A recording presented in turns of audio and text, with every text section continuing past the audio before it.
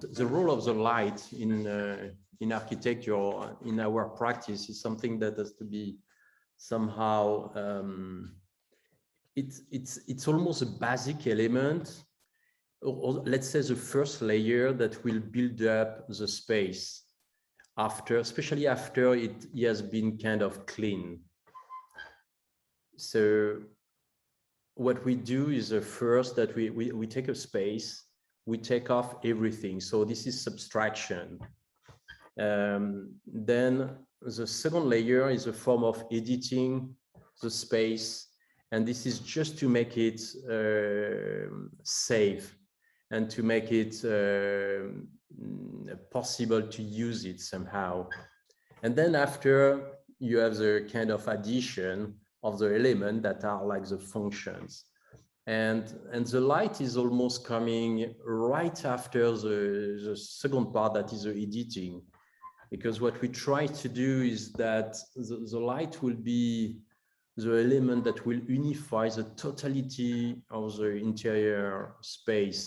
And of course, we are talking about artificial lighting, because many times we intervene on existing spaces.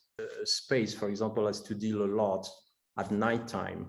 Even when you do an office today, you have the office of yesterday was the office that you rent, and you have the only daytime that you work there, and at night nothing happened there. But somehow the future of the office maybe is also that you can have a shift. So you rent 8 hours and somebody else will rent other 8 hours, and again somebody else. So the artificial lighting become fundamental, because you need to think a space much more at night.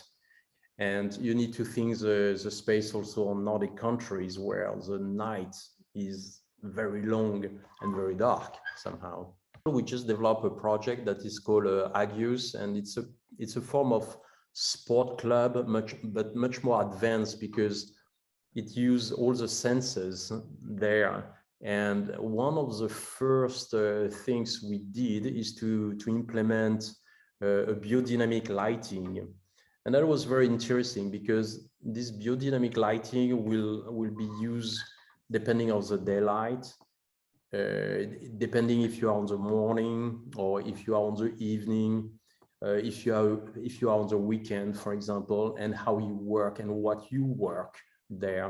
What is interesting with this kind of lighting, with this biodynamic lighting, that is a kind of mix between a very cold and very warm light, and it's just playing with the intensity of both, is that you never can think this light as a spotlight.